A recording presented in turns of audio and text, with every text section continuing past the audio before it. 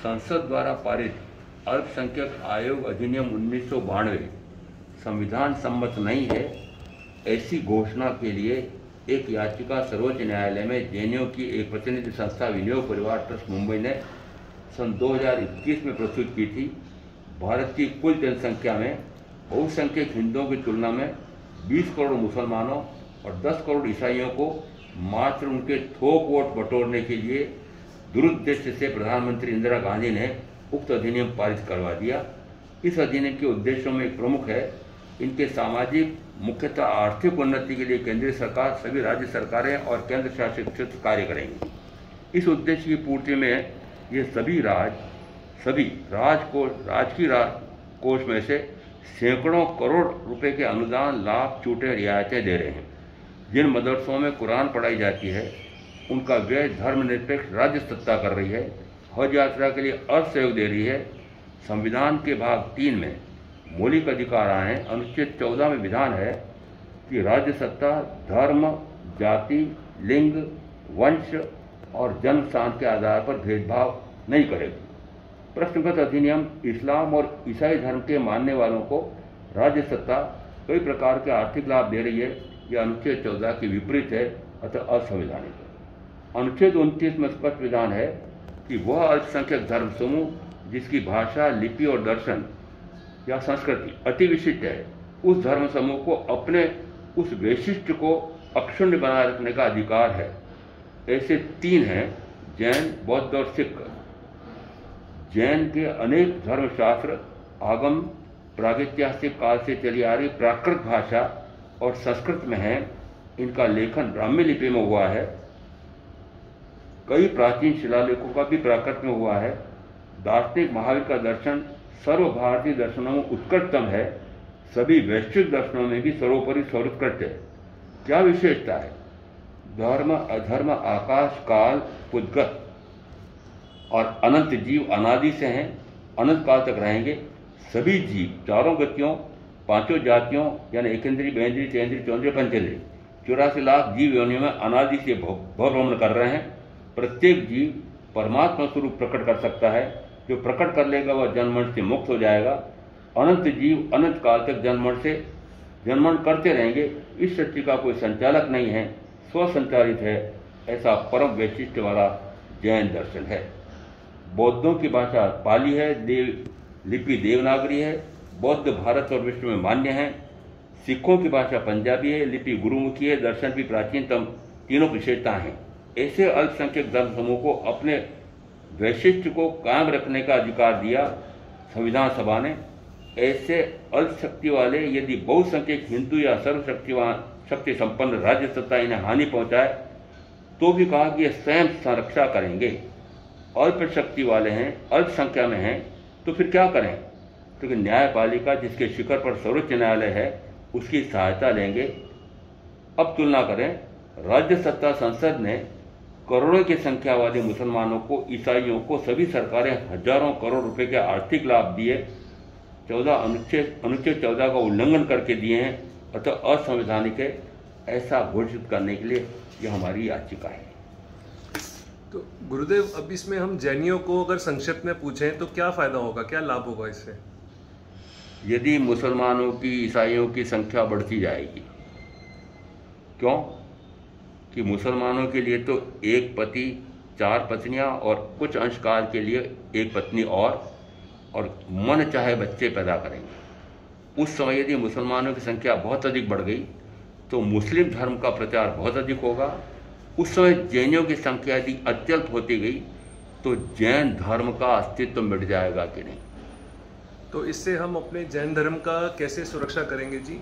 सुरक्षा इसलिए करेंगे कि यदि जैन धर्म को बहुसंख्यक हिंदू धर्मावलंबी हानि पहुंचाते हैं या सर्वशक्ति संपन्न सरकार हानि पहुंचाती है तो हम सर्वोच्च न्यायालय में गुहार करके और वहां से सहायता मांगे। जी जी, तो यह नियम हो जाएगा कि आप अपने धर्म की सुरक्षा कर सकते हैं। तो मूल उद्देश्य तो यह है कि बहुसंख्यक, अभी भी बहुसंख्यक है, 20 करोड़ मुसलमान है, 20 करोड़ ईसाई हैं। यदि 20 करोड़ जिस समय भारत की संख्या अत्यल्प थी, 25 करोड़ कुल थी, उस समय मात्र 1 करोड़ मुसलमान थे। और जिस समय आज देखें कि जिस समय यह अधिनियम बनाया गया उस समय 20 करोड़ मुसलमान और 20 करोड़ ईसाई हैं, उनको अल्पसंख्यक माना, और अल्पसंख्यक मान करके फिर दिया क्या कि उनको कई प्रकार की लाखों रुपयों की छूटें, अनुदान, सुख सुविधाएं दी हैं। ये अनुच्छेद 14 और अनुच्छेद 29 की विपरीत है। और यदि ये इस प्रकार से फलते फूलते रहे तो निश्चित है कि इनकी संख्या, इनके यहाँ एकल विवाह पद्धति लागू नहीं की, ईसाइयों पर भी कर दी, सब पर कर दी, पर इनको छूट क्यों? इनके लिए भी एक पति एक पत्नी क्यों नहीं? इनके लिए भी 2 ही संतान क्यों नहीं? यदि अन्य सब धर्म वालों को 1 पत्नी 2 बच्चे और 2 बच्चों का कोई कानून नहीं बना था, परंतु 2 बच्चों का संसद में जनसंख्या नियंत्रण नीति पारित की और उस नीति को क्रियान्वयन की जनसंख्या सीमित करो। ये कब हुई थी गुरुदेव? ये हुई थी 1992 के पहले हुई है। कब हुई उससे मतलब नहीं मुझे। ये नीति पारित हुई, उसके बाद में फिर क्या हुआ?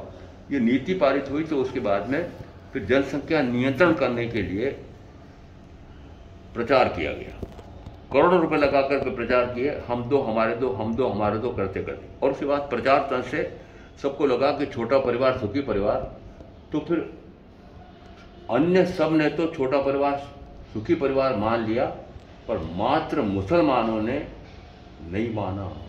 ईसाइयों ने भी मान लिया, मुसलमानों ने नहीं माना। तो मुसलमानों ने माना तो फिर उनके यहाँ व्यवस्था क्या है? शरीयत के अनुसार 1 पति और 4 पत्नियां हो सकती है, कुछ और काल के लिए 1 उपपत्नी भी हो सकती है, और संतानें जितनी चाहे वो अल्लाह देता है, हम तो लेते हैं, पालते हैं, हम कुछ नहीं कर सकते हैं। तो जितनी संतानें हो उतनी संतानें वो स्वीकार कर लेते हैं। मात्र ऐसा नहीं है, ये जानते हैं कि पूर्व के काल में सत्ता मात्र शक्ति बल से, हथियार बल से हथियाई जाती थी, और अब सत्ता मुंडों की गिनती से हथियाई जाती है।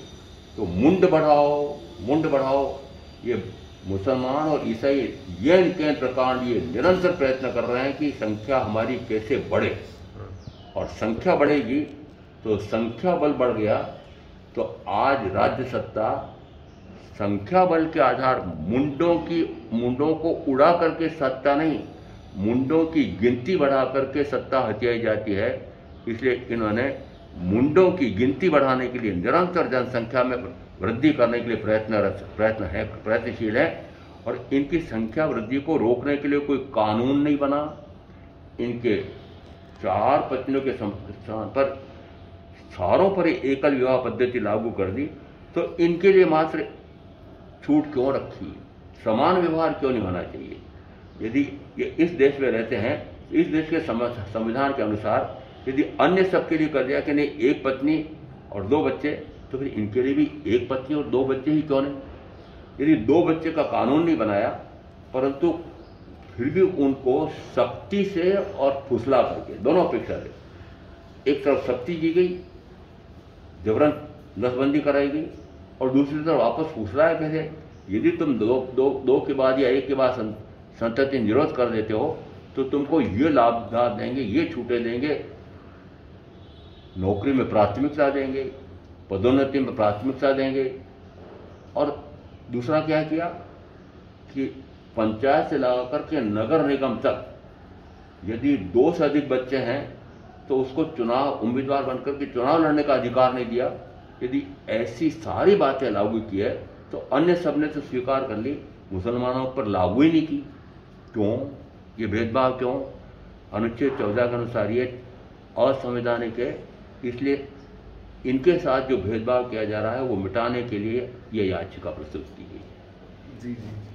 और मैं मानता हूँ कि यदि मुस्लिम धर्म का बोलबाला हो गया तो जिस समय मुस्लिम अल्पसंख्या में आए थे तब भी हमारे धर्म की कितनी हानि हुई थी, हमारे कितने जैन मंदिर तोड़े गए थे, कितने मंदिरों की मूर्तियों का अंग भंग किया गया था।